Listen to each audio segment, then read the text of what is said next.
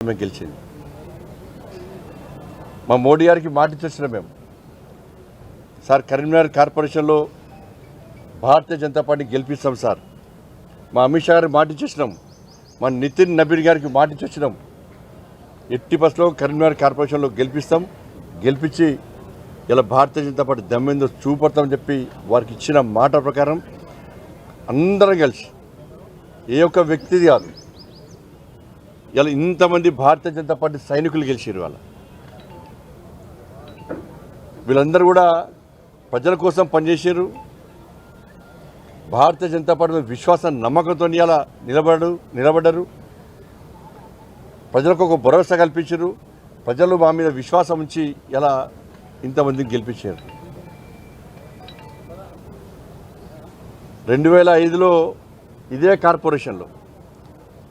కార్పొరేషన్లో కార్పొరేటర్ గెలిచిన తర్వాత ఆ రోజున్న ఆనందం, ఆ సంతోషం, ఆ ఉత్సాహం ఇప్పుడు అన్నీ గుర్తొస్తున్నాయి ఇప్పుడు.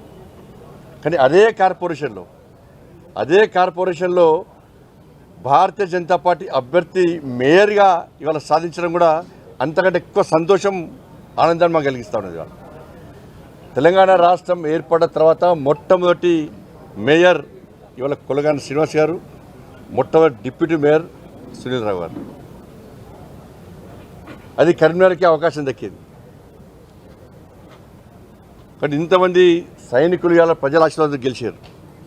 వీళ్ళందరూ కూడా ఒక కమిట్మెంట్తో ఉన్నారు, ఒక ప్రణాళికతో తయారీ సిద్ధంగా ఉన్నారు. ఎట్టి బస్సులో కరీంనగర్ అభివృద్ధి చేయాలని చెప్పి ఒక లక్ష్యంతో వీళ్ళందరూ వచ్చారు తప్ప ఏ రాజకీయ అపేక్షతోనో డబ్బులు సంపాదించుకోవాలని చెప్పి ఆలోచనతో ఇవ్వలేరు.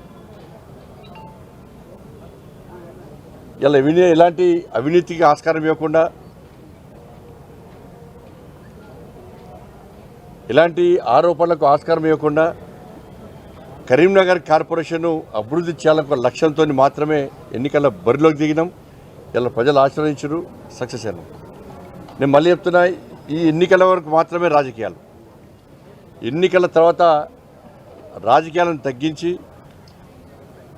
అభివృద్ధి ఎజెండాగా ముందుకు సాగాల్సిన అవసరం ఉంది.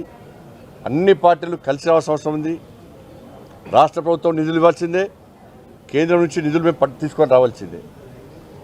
మన స్మార్ట్ సిటీ అభివృద్ధి అనేది కేంద్ర ప్రభుత్వ నిధులతో ఉన్న విషయాన్ని ప్రజలు గమనించారు. వాళ్ళు సరే, గతంలో చాలామంది అనేక రకాలుగా మేం తెస్తాం రాష్ట్ర ప్రభుత్వం చాలామంది చెప్పుకునేదాళ్ళు. కానీ ప్రజలు లేట్ అయినా కూడా లేటెస్ట్గా తీర్పిచ్చి పూర్తి మెజార్టీ ఇచ్చి ఇలా మమ్మల్ని గెలిపించారు. కాబట్టి రాబోయే రోజుల్లో కూడా తప్పకుండా కరీంనగర్ అభివృద్ధికి సహకరిస్తాం, నిధులు తీసుకొస్తాం. కార్పొరేటర్లు అందరం పోయి, మా గౌరవ కార్పొరేటర్లు మేయర్ గారి నేతృత్వంలో, మా డిప్యూటీ మేయర్ గారి నేతృత్వంలో అందరం పోయి కేంద్ర మంత్రులను కలుస్తాం, రాష్ట్ర ప్రభుత్వాన్ని కలుస్తాం. అందరూ కూడా కలిసి నిధులు ఇవ్వాల్సిన అవసరం ఉంది.